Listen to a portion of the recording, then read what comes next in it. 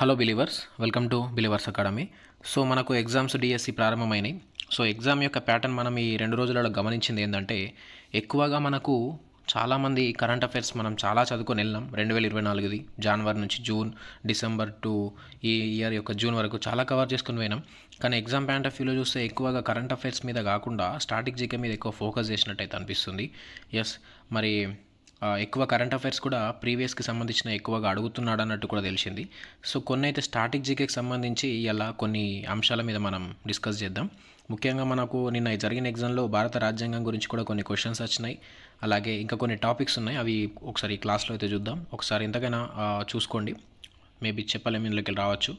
Yes, భారత రాజ్యాంగం వివిధ దేశాల నుంచి గ్రహించిన అంశాలు ఏమేమి గ్రహించింది భారత రాజ్యాంగంలోకి అనేది ఒకసారి చూద్దాం. ఎస్, ఇక్కడ చూడండి. భారత ప్రభుత్వ చట్టం 1935 నుంచి ఫస్ట్ కేంద్ర రాష్ట్రాలతో సమాఖ్య వ్యవస్థ అనే విధానాన్ని భారత ప్రభుత్వ చట్టం నుంచి మన రాజ్యాంగంలోకి తీసుకున్నారు. సమాఖ్య అనే పదానికి బదులుగా యూనియన్ అనే పదాన్ని అంబేద్కర్ సిఫార్సు చేశారు. యూనియన్ ఆఫ్ స్టేట్స్ అంటే ఫస్ట్ ఆర్టికల్ పేరే యూనియన్ ఆఫ్ స్టేట్స్.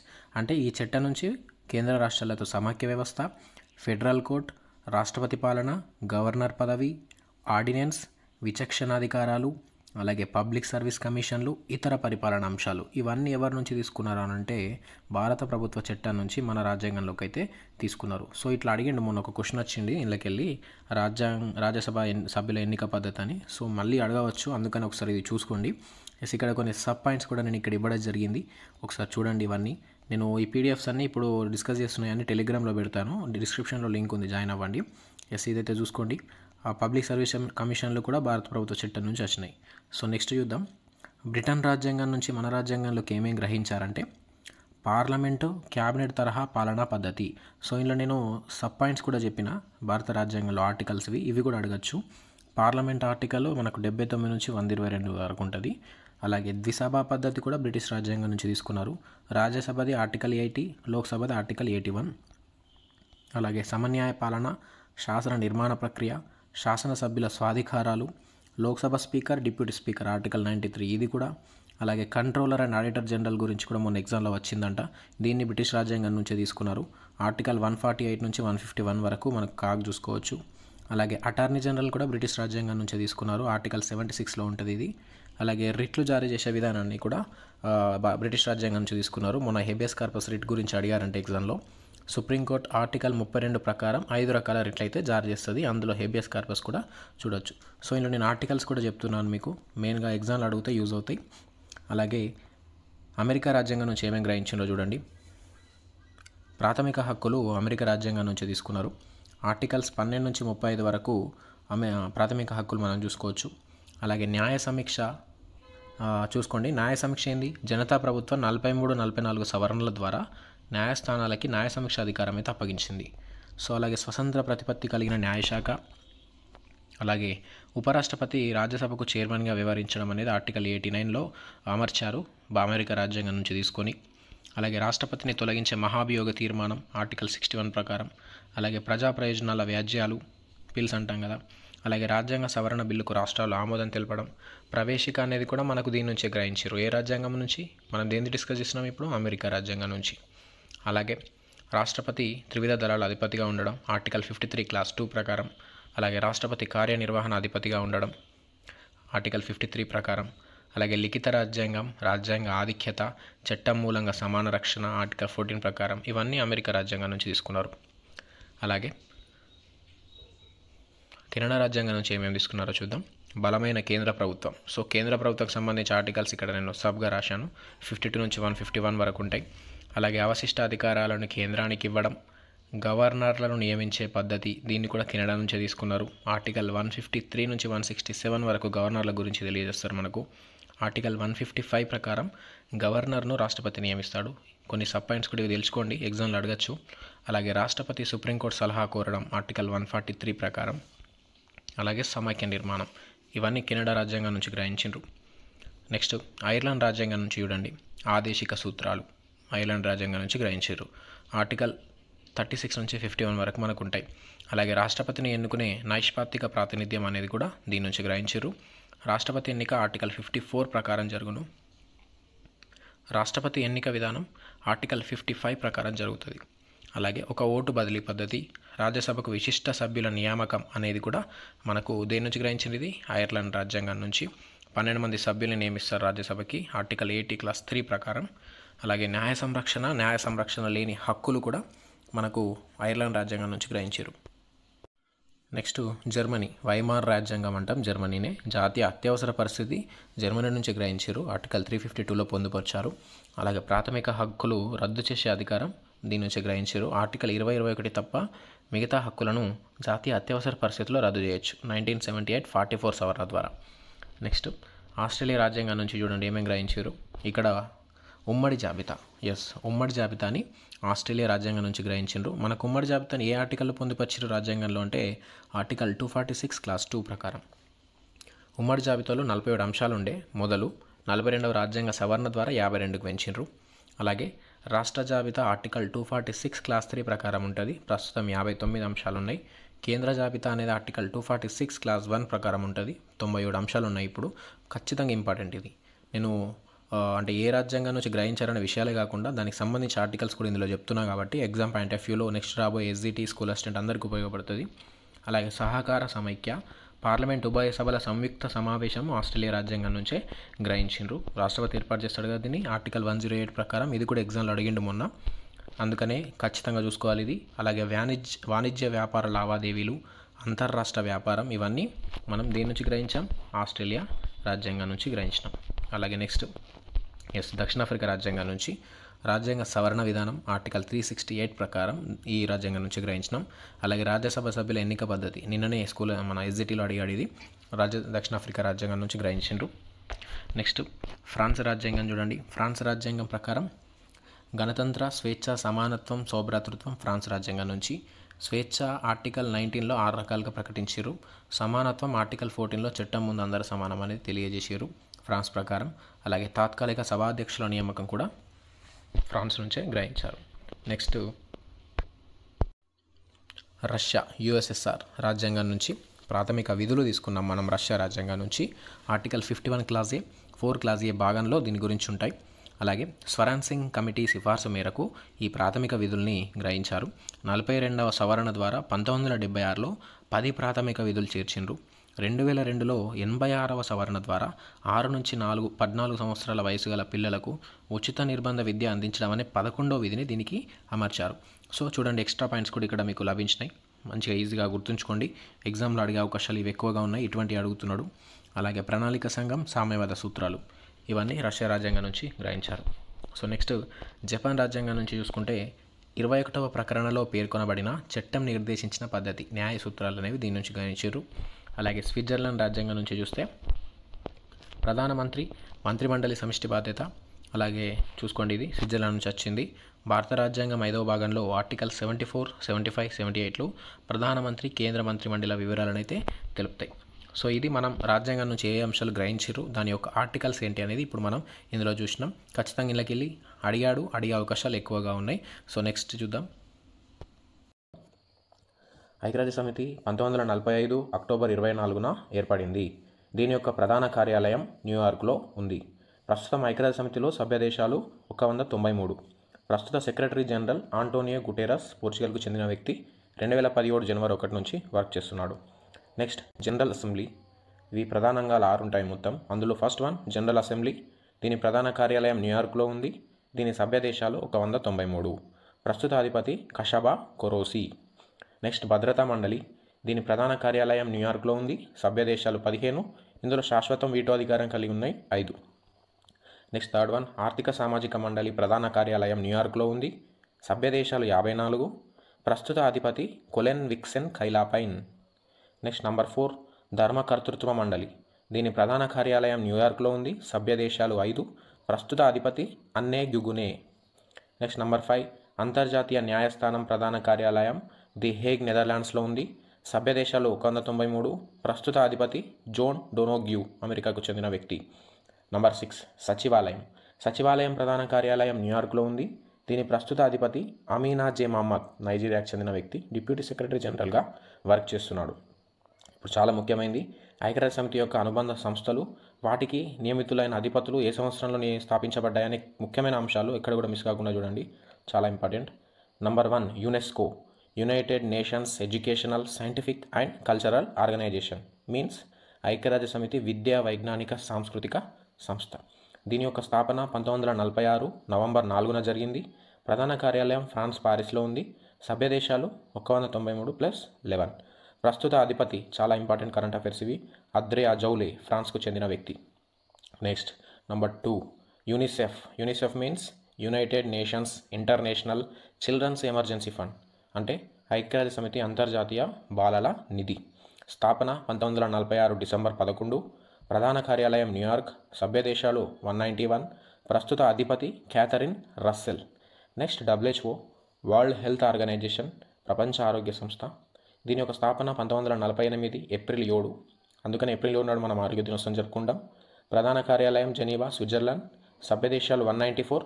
ప్రస్తుత అధిపతి టెడ్రోస్ అథనోమ్. కరోనా టైంలో ఈయనని చాలా చూసాం మనం. Next number 4 FAO, food and agriculture organisation, ఆహార వ్యవసాయ సంస్థ. దీని యొక్క స్థాపన 1945 అక్టోబర్ 16లో అయింది. ప్రధాన కార్యాలయం ఇటలీ, రోమ్లో ఉంది. సభ్య దేశాలు 194. ప్రస్తుత అధిపతి క్యూడోంగ్యూ, చైనా. ఈ ప్రస్తుత అధిపతులు చాలా ఇంపార్టెంట్ అండి. ఇక్కడ కూడా మనకు కరెంట్ అఫైర్స్ దొరకవి, ఒకటే దగ్గర సులభంగా ఉండేలా అందిస్తున్నాం మనం, చూడండి. Next number 5 ILO, international labour organisation, అంతర్జాతీయ కార్మిక సంస్థ. దీని యొక్క స్థాపన 1919 ఏప్రిల్ 11 నాడు అయింది. ప్రధాన కార్యాలయం జెనీవాలో ఉంది. సభ్య దేశాలు 187. ప్రస్తుత అధిపతి Gilbert Houngbo. Next 6th one IMF, international monetary fund, అంటే అంతర్జాతీయ ద్రవ్య నిధి సంస్థ. దీని యొక్క స్థాపన 1944 జూలై 22 నాడైంది. ప్రధాన కార్యాలయం వాషింగ్టన్. సభ్య దేశాలు 189. ప్రస్తుత అధిపతి క్రిస్టలీనా జార్జివా, రీసెంట్గా మీ ఇండియా కూడా వచ్చింది. నెక్స్ట్ IBRD, ప్రపంచ బ్యాంక్ అంటాం దాన్ని మనం సులభంగా. యాక్చువల్లీ IBRD అంటే full form international bank for reconstruction and development. దీని స్థాపన 1944లో అయింది. ప్రధాన కార్యాలయం వాషింగ్టన్, US. సభ్య దేశాలు 189. రీసెంట్గా దీనికి మన ఇండియాకి సంబంధించిన అజయ్ బంగా గారు అధిపతిగా నియమితులు కాబోతున్నారు. దీనికి డేవిడ్ మాల్పస్ గారు ఉన్నారు ఇప్పుడు చైర్మన్గా. Next IAEA means international atomic energy agency, అంతర్జాతీయ అణుశక్తి సంస్థ. దీని యొక్క స్థాపన 1957 జూలై 29 నాడు అయింది. ప్రధాన కార్యాలయం ఆస్ట్రియా వియన్నాలో ఉంది. సభ్య దేశాలు 173. ప్రస్తుత అధిపతి Rafael Mariano గ్రోసి.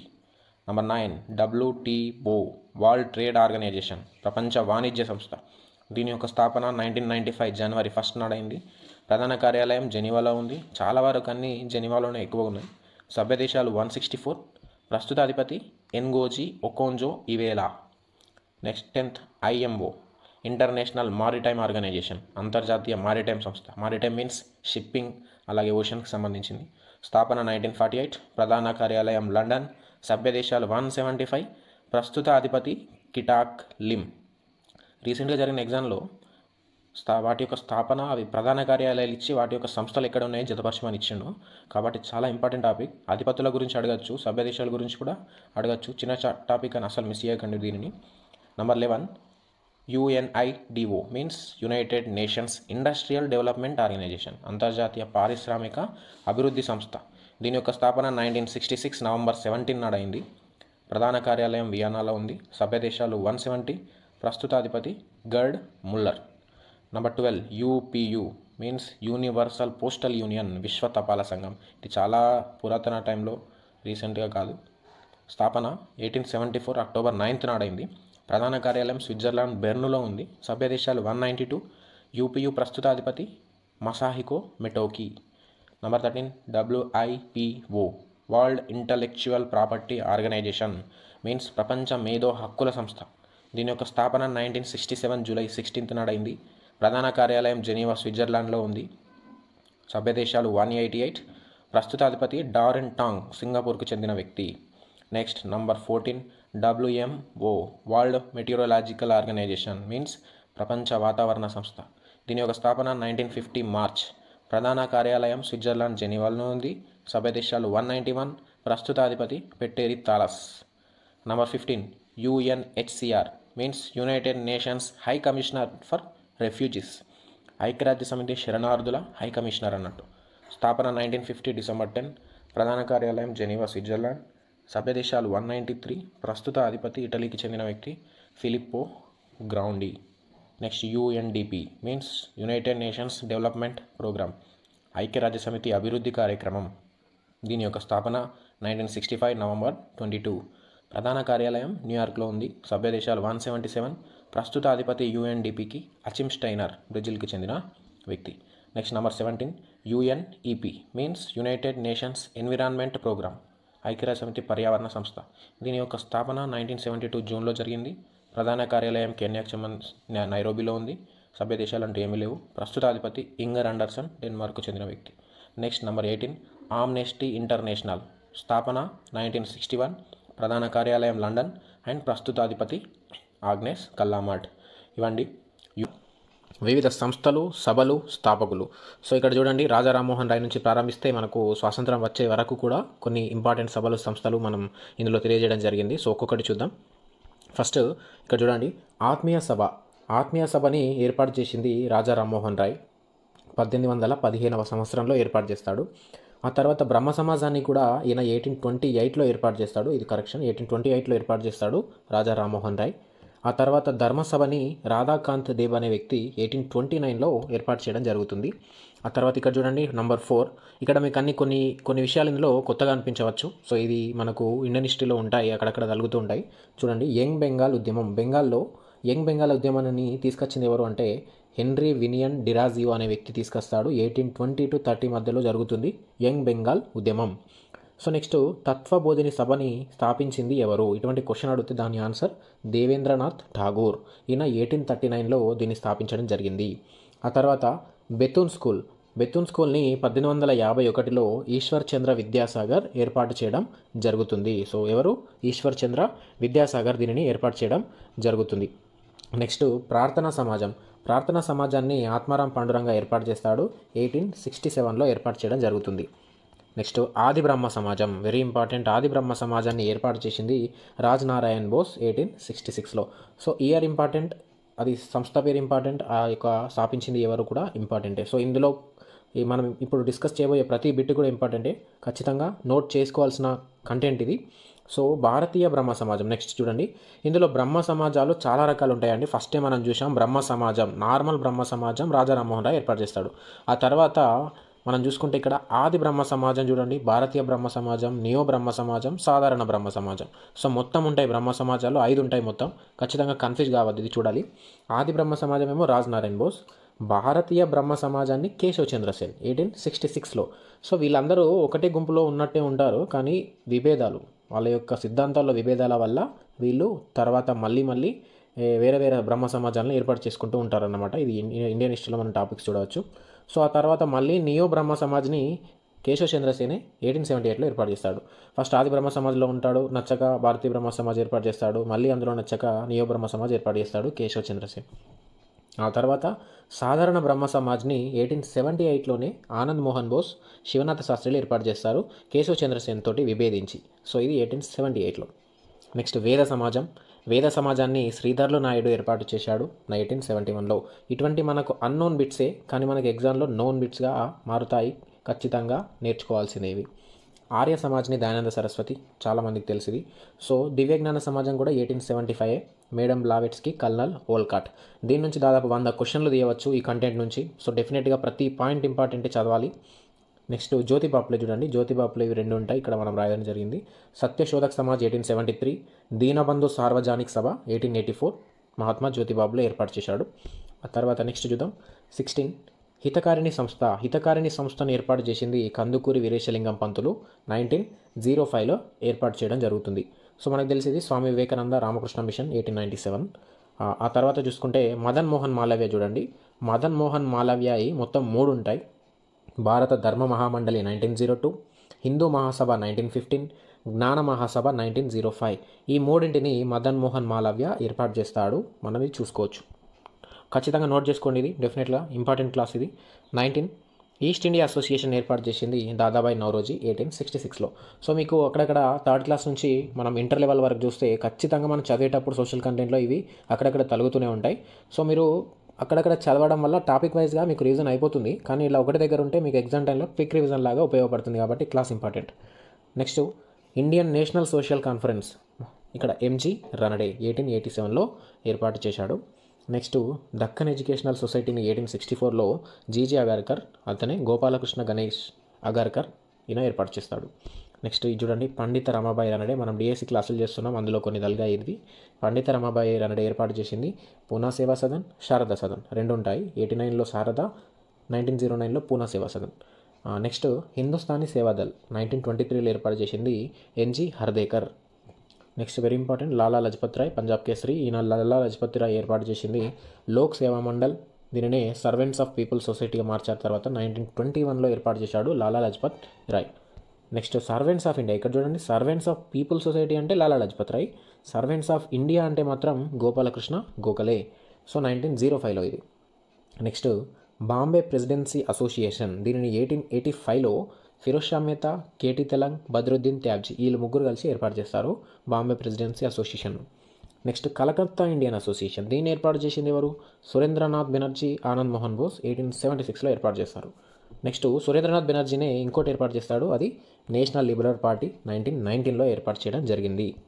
Next Indian national Congress INC ఏర్పాటు చేసింది ఏవో హ్యూమ్, అలెక్టో ఎక్టానియన్ హ్యూమ్ అంటారు.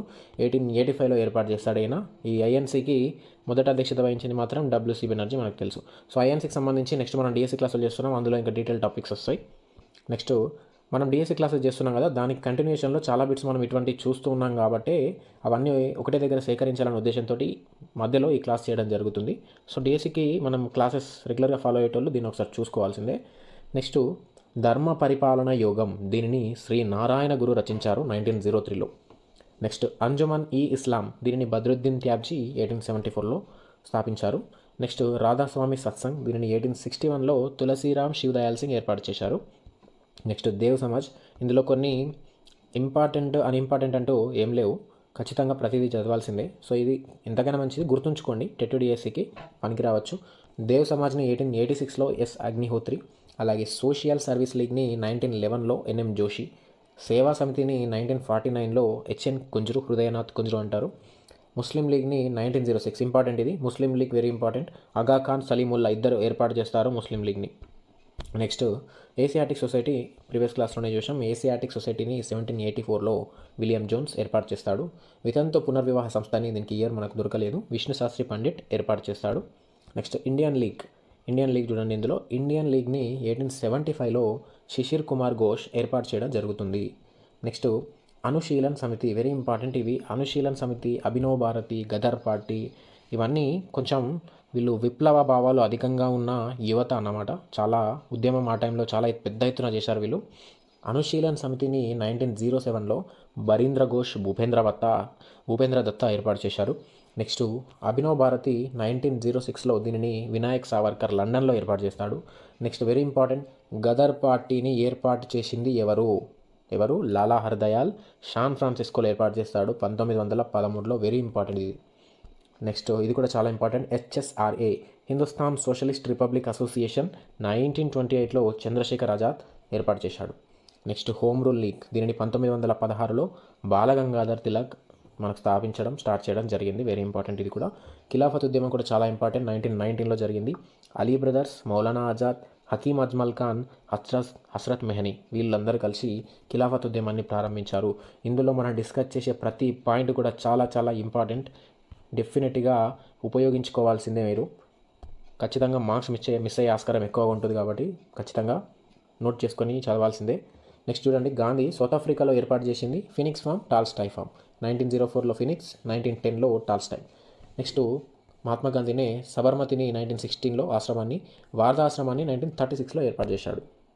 నెక్స్ట్ 48 స్వరాజ్ పార్టీ కూడా చాలా ఇంపార్టెంట్. మోతిలాల్ నెహ్రూ, చిత్తరంజన్ దాస్ వీళ్ళిద్దరు కలిసి స్వరాజ్ పార్టీని 1923లో ఏర్పాటు చేశారు. నెక్స్ట్ రవీంద్రనాథ్ ఠాగూర్ విశ్వభారతిని 1912లో ఏర్పాటు చేయడం జరిగింది. చూడండి ఇక్కడ 50th బిఆర్ అంబేద్కర్ గారు చాలా సంస్థలు సభలు ఏర్పాటు చేశారు, దానికి సంబంధించి ఒకసారి చూడండి ఇక్కడ. బహిష్కృత Hitakarini Sabha 1924, Samata Sangh 1927, independent labour party very important 1936, all India SC federation 1942, people education society 1945. వీటన్నింటినీ భీమ్రావ్ రాంజీ అంబేద్కర్ గారు ఏర్పాటు చేయడం జరిగింది. నెక్స్ట్ 51 ఆర్ఎస్ఎస్ని ఎడ్గేవార్ 1925లో ఏర్పాటు చేశారు. ఆజాద్ హింద్ ఫౌజ్ దీనిని సుభాష్ చంద్రబోస్ 1939లో ఏర్పాటు చేయడం జరిగింది. నెక్స్ట్ ఖుదాయి ఖిద్ మద్గార్ రెడ్ షర్ట్స్ అంటారు దీనినే ఖాన్ అబ్దుల్ గఫార్ ఖాన్ 1930లో ఏర్పాటు చేయడం జరిగింది. నెక్స్ట్ అహ్మదీయ ఉద్యమాన్ని గులాం అహ్మద్ 1889లో స్టార్ట్ చేయడం జరిగింది. నెక్స్ట్ 55 సర్వోదయ సమాజ్ భూదానోద్యమం. భూదానోద్యమం అంటే గుర్తుకు వచ్చేది ఆచార్య వినోబా భావే. ఈ రెండింటిని ఈయన ఏర్పాటు చేయడం జరిగింది. 48లో సర్వోదయ సమాజ్, భూదానోద్యమాన్ని 1951లో ఈయన ప్రారంభిస్తాడు. నెక్స్ట్ ఆత్మగౌరవ ఉద్యమం చాలా ఇంపార్టెంట్. ఆత్మగౌరవ ఉద్యమాన్ని పెరియార్గా పిలువబడే ఈవి రామస్వామి నాయకర్ గారు 1925లో కేరళ ప్రాంతంలో ప్రారంభించడం జరిగింది. నిమ్న కులాల అభ్యున్నతి కొరకై చాలా పోరాడాడు ఈ ఈవి రామస్వామి నాయకర్. సివిల్స్ గ్రూప్స్ ఏ కాంపిటేటివ్ ఎగ్జామ్కైనా పనికొచ్చే బిట్స్ ఇవి ఖచ్చితంగా చదవాల్సిందే. నెక్స్ట్ 55 చూడండి ఇక్కడ జస్టిస్ ఉద్యమం. ఇది 56గా చూడొచ్చు. జస్టిస్ ఉద్యమాన్ని 1917లో టిఎం నాయర్, ముదలియార్, త్యాగరాజ శెట్టి 1917లో ప్రారంభించారు. ఇక్కడ మన దక్షిణ భారతదేశంలో చాలా నిమ్న కులాలపై చాలా ఆధిపత్య ధోరణి అనేది చాలా ఉండేది. వాటికి వ్యతిరేకంగా జరిగిన ఉద్యమాలు ఇవి. ఏదేది జస్టిస్ ఉద్యమం, ఆత్మగౌరవ ఉద్యమం, వైకోం సత్యాగ్రహం, ఇవన్నీ ఈ 3 వాటి మీద జరిగిన ఉద్యమాలు అన్నమాట. సో ఇవి గ్రూప్స్కు ప్రిపేర్ అయ్యేటప్పుడు నేను వీటన్నింటిని ఒకటే దగ్గర నోట్ చేసుకొని మీకోసం ఇవ్వడం జరుగుతుంది. డెఫినెట్గా చదువుకోండి, ఒకటే దగ్గర ఈజీగా ఉంటుంది. నెక్స్ట్ వైకోం సత్యాగ్రహం 1924 మాధవన్, కేలప్పన్, సిఎఫ్ ఆండ్రూస్, కేరళకు సంబంధించి సిఎఫ్ ఆండ్రూస్ 1924లో ప్రారంభించారు వైకోం సత్యాగ్రహాన్ని. నెక్స్ట్ అలీగర్ ఉద్యమం వచ్చేసి 1875 సర్ సయ్యద్ అహ్మద్ ఖాన్ ప్రారంభించారు, వెరీ ఇంపార్టెంట్. నెక్స్ట్ దేవ్బంద్ ఉద్యమం 1867 మహమ్మద్ కాసిం వహబీ. నెక్స్ట్ వహబీ ఉద్యమంగా 20 to 63 మధ్యలో జరిగింది, అహ్మద్ బరేలీ ప్రారంభించాడు. నెక్స్ట్ అకాలీ ఉద్యమం. అకాలీదళ్ పార్టీ వచ్చింది ఈ అకాలీ ఉద్యమం నుంచి. దీనిని ప్రారంభించింది కరక్ సింగ్, కర్తార్ సింగ్ 1920 to 25 మధ్యలో. నెక్స్ట్ మహాత్మా గాంధీకి సంబంధించి సహాయ నిరాకరణ ఉద్యమం చూసుకోవచ్చు ఇక్కడ, శాసనోల్లంఘన అలాగే క్విట్ ఇండియా ఉద్యమం. ఈ సంవత్సరాలు అలాగే ఉద్యమం మహాత్మా గాంధీకి సంబంధించి రిలేటెడ్ ఈ సంవత్సరాలు చాలా ఇంపార్టెంట్. నెక్స్ట్ 62 చీరాల పేరాల ఉద్యమం. చీరాల పేరాల అనగానే గుర్తుకొచ్చే వ్యక్తి దుగ్గిరాల గోపాలకృష్ణయ్య 21 to 22. నెక్స్ట్ రంపా విప్లవాన్ని అల్లూరి సీతారామరాజు 22 to 24 మధ్యలో చేశారు. ఆ తర్వాత పర్వతనేని వీరయ్య చౌదరి పెదనందిపాడు పన్నుల సహాయ నిరాకరణ ఉద్యమాన్ని 1921లో ఏర్పాటు చేయడం జరిగింది. నెక్స్ట్ చిప్కో ఉద్యమం చూసుకుంటే సుందర్లాల్ బహుగుణ చెట్లను కాపాడాలి అనే ఉద్యమంతో చెట్లని హత్తుకునే కార్యక్రమాన్ని సుందర్లాల్ బహుగుణ గారు చిప్కో ఉద్యమం పేరిట 1973లో చేయడం జరిగింది. నెక్స్ట్ మేధా పాట్కర్ అనగానే మనకు గుర్తుకొచ్చేది నర్మదా బచావో ఆందోళన 1980లో. అలాగే బాయ్స్ స్కౌట్ ఉద్యమం 1908లో లార్డ్ బేడెన్ పావెల్. నెక్స్ట్ చివరిది హిందుస్థాన్ రిపబ్లికన్ అసోసియేషన్. దీనిని 1924లో సచీంద్రనాథ్ సన్యాల్, రామ్ ప్రసాద్ బిస్మిల్, జోగేష్ చంద్ర చటర్జీ, చంద్రశేఖర్ ఆజాద్, అష్ఫకుల్లా ఖాన్ వీరు ప్రారంభించడం జరిగింది. కళింగ యుద్ధం అనేది క్రీస్తుపూర్వం 261 నుంచి 60 మధ్యలో జరిగింది. ఎవరెవరికి? అశోకుడు అలాగే కళింగరాజు, మహామైగన వంశానికి చెందిన కళింగరాజుకు మధ్య ఈ యుద్ధం జరుగుతుంది. నెక్స్ట్ సెకండ్ హైడస్పస్ యుద్ధం అనేది 326వ సంవత్సరంలో జరుగుతుంది. పురుషోత్తముడికి అలాగే అలెగ్జాండర్ల మధ్య ఇది జరిగింది, వెరీ ఇంపార్టెంట్ హైడస్పస్ యుద్ధం. ఖచ్చితంగా తెలుసుకోవాల్సిన యుద్ధాలు ఇవన్నీ. నెక్స్ట్ థర్డ్ మణిమంగళ యుద్ధం చూసుకోండి. మణిమంగళ యుద్ధం క్రీస్తుపూర్వం 641లో జరిగింది. మొదటి నరసింహ రెండో పులకేశి మధ్యలో జరుగుతుంది మణిమంగళ యుద్ధం. పెషావర్ యుద్ధం 1000వ సంవత్సరంలో జరుగుతుంది. హిందూ షాహీ పాలకుడైన జయపాలుడికి గజనీ మహమ్మద్ల మధ్య జరుగుతుంది. 17 సార్లు దండయాత్ర చేస్తాడు కదా, అందులో జరిగిన మొదటి దండయాత్ర లంగాన్ కోట మీద జరుగుతుంది ఇది. నెక్స్ట్ ఫిఫ్త్ చూడండి, వెరీ ఇంపార్టెంట్. మొదటి తరేణి యుద్ధం, రెండో తరేణి యుద్ధం మనం చాలాసార్లు వినే ఉంటాం. 1191లో మొదటి జరుగుతుంది పృథ్వీరాజ్ చౌహాన్కి మహమ్మద్ గోరీకి. అలాగే రెండవది 1192లో జరుగుతుంది, అలాగే పృథ్వీరాజ్ చౌహాన్ మహమ్మద్ గోరీకి. ఇందులో పృథ్వీరాజ్ చౌహాన్ గెలుస్తాడు, తర్వాత ఇందులో ఓడిపోతాడు. నెక్స్ట్ చాంద్వార్ యుద్ధం, వెరీ ఇంపార్టెంట్ యుద్ధం ఇది. 1194లో జరుగుతుంది. జయచంద్రుడికి మహమ్మద్ గోరీల మధ్య జరుగుతుంది. నెక్స్ట్ మొదటి పానిపట్టు యుద్ధం 1526లో ఇబ్రహం లోడికి బాబర్ మధ్య జరుగుతుంది. ఇది మొదటి పానిపట్టు యుద్ధం. ఇందులోనే మొదటిసారిగా మరఫిరంగులు లాంటివి ప్రవేశపెడతాడు బాబర్ అత్యాధునిక యుద్ధ పద్ధతులు. నెక్స్ట్ నైన్త్ ఖాన్వా యుద్ధం చూడండి. ఖాన్వా యుద్ధం ఎప్పుడు 1527లో జరుగుతుంది. ఇక్కడ రాజపుత్ర రాజు రాణాసింగ్కి బాబర్ల మధ్య జరుగుతుంది. బాబర్ చాలా యుద్ధాలు చేశాడు. 1526లో ఎంటర్ కాగానే ప్రతి సంవత్సరం ఒక యుద్ధం చేసినట్టు చేసి చాలా రాజ్యాలు ఆక్రమించాడు. సో ఇది 1526, తర్వాత 1527. ఆ తర్వాత చూడండి 1528లో ఇంకో యుద్ధం చేస్తాడు బాబర్, చందేరి యుద్ధం అని. ఇది మేదిని రాయ్కి బాబర్ల మధ్య జరుగుతుంది. ప్రతి దాంట్లో గెలుస్తాడు బాబర్. నెక్స్ట్ గోగ్రా యుద్ధం చేస్తాడు 1529లో. ఎవరితోటి? ఆఫ్ఘన్ నాయకుడు నుస్రత్ షా మహమ్మద్ లోడీలకు మధ్య జరుగుతుంది. ఆ నుస్రత్ షాకి బాబర్ సపోర్ట్ ఇస్తాడు. నెక్స్ట్ చౌసా యుద్ధం 1539లో జరుగుతుంది హుమాయూన్కి షేర్షాలకు మధ్య. నెక్స్ట్ కనౌజ్ లేదా బిల్గ్రామ్ యుద్ధం అంటాం, ఇది 1540లో జరుగుతుంది. ఎవరెవరికి? హుమాయూన్కే షేర్షాల. వీళ్ళిద్దరి మధ్య చాలా పగ ఉంటుంది. ఒకసారి ఒక ఆయన గెలిస్తే ఇంకోసారి గెలుస్తారు. సో అది హుమాయూన్ షేర్షా. నెక్స్ట్ రెండో పానిపట్ యుద్ధం 1556లో జరుగుతుంది అక్బర్కి హేముల మధ్య. మనం ఇదివరకు క్లాస్లో డిస్కస్ చేయడం జరిగింది ఇది. నెక్స్ట్ తల్లికోట యుద్ధం, రాక్షస తంగడి యుద్ధం అంటారు 1565లో. విజయనగర సామ్రాజ్యానికి బహుమని రాజ్యాల మధ్య. బహుమని రాజ్యాలు అంటే ఇది గోల్కొండ, బీదర్, బీజాపూర్, అహ్మద్నగర్ ఉన్నాయి కదా, వీటి మధ్య జరుగుతుంది ఇది. నెక్స్ట్ హల్దీఘాట్ యుద్ధం 1576లో జరుగుతుంది. ఎవరెవరి మధ్య?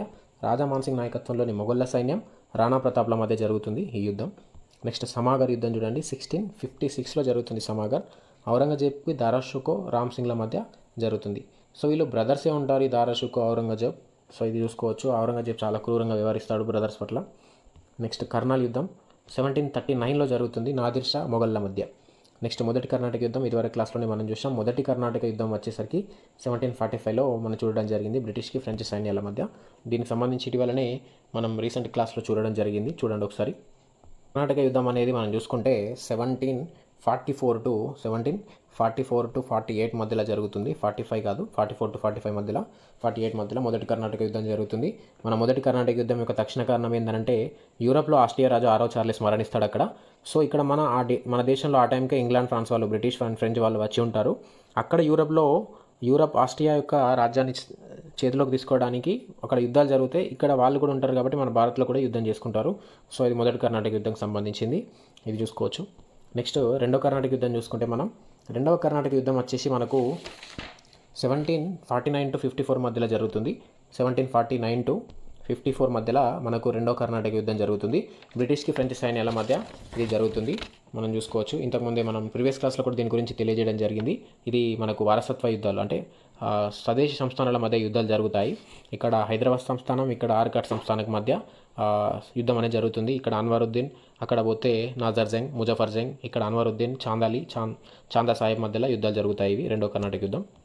నెక్స్ట్ మూడో కర్ణాటక యుద్ధం మనం చూసుకుంటే 1756 to 63 మధ్యలో జరుగుతుంది మూడో కర్ణాటక యుద్ధం, ఇది చూసుకోవచ్చు మనం.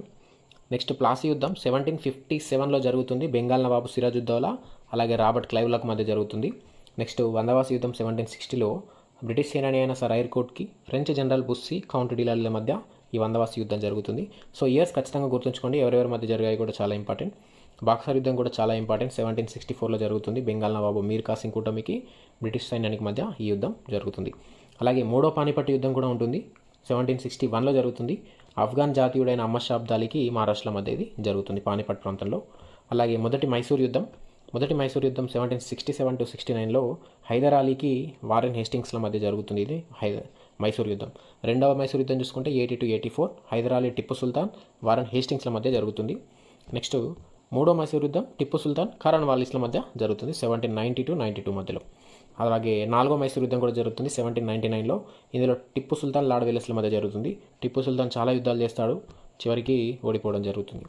నెక్స్ట్ 30 మొదటి ఆంగ్లో మరాఠా యుద్ధం 75 to 82 వారెన్ హేస్టింగ్స్ మరాఠాలకు మధ్య జరుగుతుంది. అలాగే రెండో ఆంగ్లో మరాఠా యుద్ధం 1803 to 05 వెల్లస్లీ మరాఠీల మధ్య జరుగుతుంది. మూడవ ఆంగ్లో మరాఠా యుద్ధం 1817 to 18 లార్డ్ హేస్టింగ్స్ మరాఠాల మధ్య జరుగుతుంది. 33 చూడండి, మొదటి ఆంగ్లో సిక్కు యుద్ధం కూడా చూసుకుంటే మీరు 1845 to 46 మొదటి లార్డ్ హార్జింగ్, జనరల్ హ్యూగాఫ్, ఇక్కడ వీళ్ళుంటే సిక్కు సైన్యాధిపతి తేజ్ సింగ్, వీళ్ళ మధ్య ఇది జరుగుతుంది. నెక్స్ట్ రెండవ ఆంగ్లో సిక్కు యుద్ధం 1848 to 49 ఇక్కడ లార్డ్ డలౌసీ మనం చూసుకోవచ్చు, జనరల్ హ్యూగాఫ్. ఇటు చూసుకుంటే సిక్కు ప్రధాని చత్తర్ సింగ్, సేనాని షేర్ సింగ్, లాహోర్ గవర్నర్ మౌలరాజుల మధ్య ఈ రెండవ ఆంగ్లో సిక్కు యుద్ధం అనేది జరుగుతుంది.